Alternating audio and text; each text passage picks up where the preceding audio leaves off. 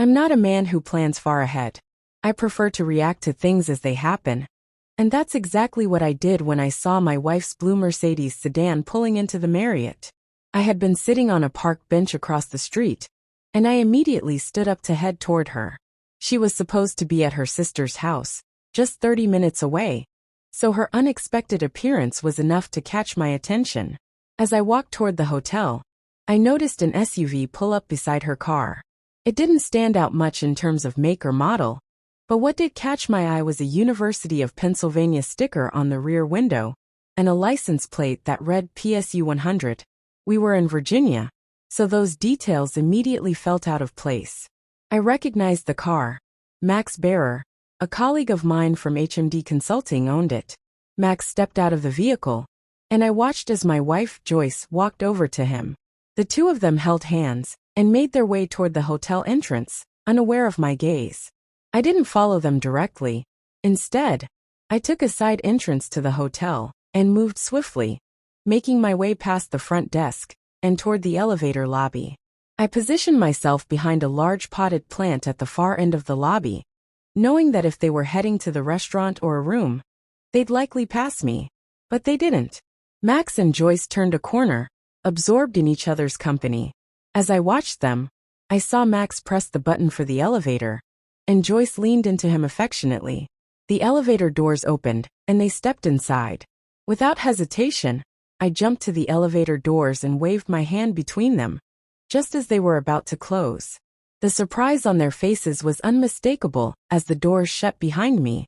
Before either could speak, I asked in a calm, even tone, "What floor?" "Bob," Max said, clearly startled. "What are you doing here?"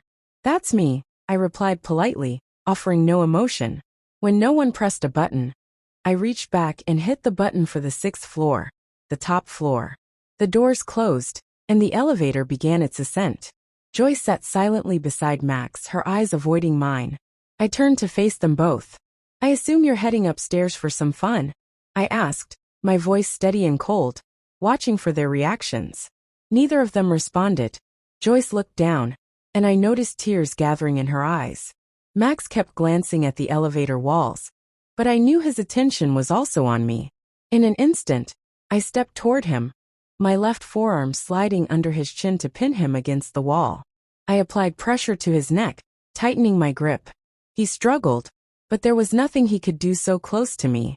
I held him there for a few moments, watching as his face reddened, his attempts to breathe becoming desperate. Then, without warning, I brought my knee up sharply into his groin. The impact made him cry out in pain, his body jolting in agony. Joyce screamed in panic, her voice breaking through the tension. She rushed to push me off of him, but I slapped Max's knee again, making him gasp for air. "Every time you touch me, I'll hurt the boy you're in love with," I warned Joyce, my tone cold and unyielding. Joyce stumbled back, her face a picture of fear, her makeup streaking down her cheeks from her tears. We can talk about this," she pleaded softly, her voice trembling, but I didn't care to listen. Max's head had dropped limp in my arm, unconscious from the pain. I let his body slump to the floor, his weight too much for him to hold up. His breathing was shallow but steady. The elevator continued its ascent, and we arrived at the 6th floor with a soft chime. The doors opened, and I looked at Joyce. "Is this your floor?" I asked calmly, as though nothing had just happened. She didn't answer, her eyes wide with terror. I pressed the button again, and the doors closed behind us. "Perhaps you can explain to me why you're here, and not at Mildred's house," I asked, keeping my voice as polite as ever. She muttered something, her words barely a whisper, as tears streamed down her face. "You know why," she said softly. "Pity," I replied, my tone void of malice yet unyielding. "But I didn't kill him," I added, my words hanging in the air. She stared at me, her mouth opening as though to speak, but no words came out. I pressed on, my tone steady and composed. "What room are you in?" She hesitated, but I didn't give her time to linger in uncertainty. "Now, tell me." 210, she whispered, barely audible. The elevator doors opened onto the 2nd floor, and the hallway was empty. Without missing a beat, I picked Max up and threw him over my shoulder, feeling his weight as I took Joyce's hand, guiding her along. We rounded the corner, and room 210 was on the left. I pointed. "Open it," I ordered. She obeyed, unlocking the door, and I pushed it open, dragging her inside. Max's body landed with a soft thud onto one of the double beds.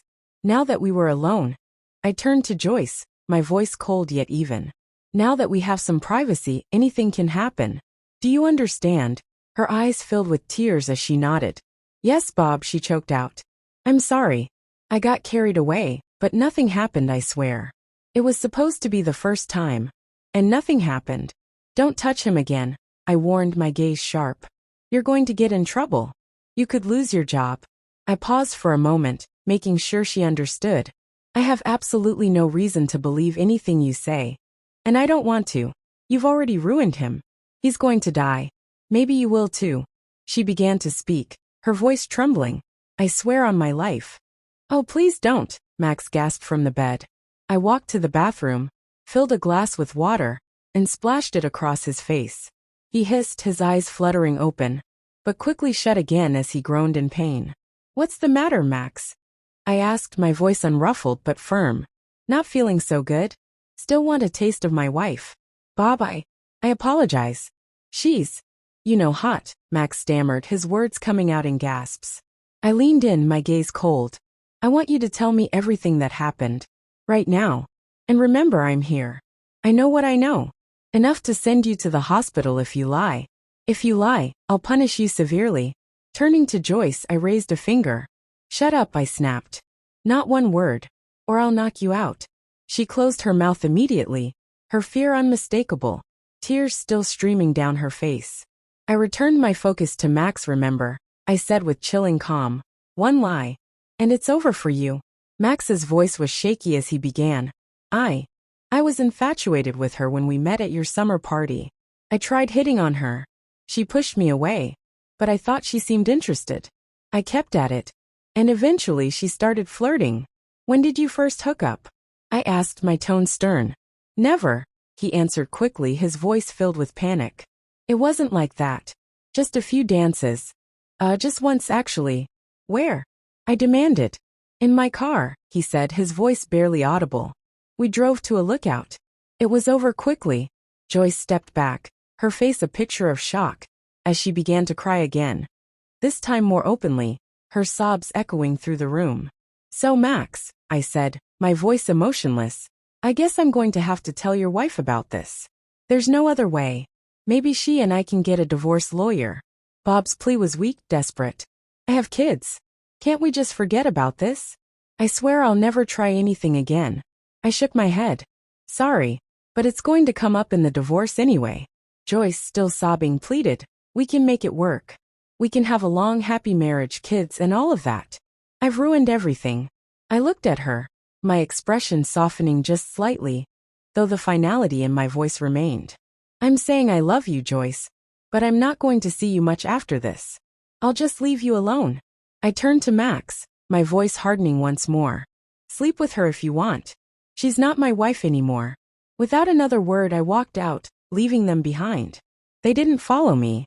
I crossed the street and returned to the park bench, where I had first spotted Joyce's car earlier. I was early for my next appointment. Mary and Bayer walked up to the bench and sat down next to me. I kissed her briefly, and we got up together, heading toward the Holiday Inn just behind us. As we walked, I casually mentioned, I just saw our spouses heading into the Marriott." Her curiosity piqued. She asked, "What did you do?" I explained everything that had happened between our spouses. "Well," she said, taking my hand, "we can use the same lawyer." And so, that's exactly what we did.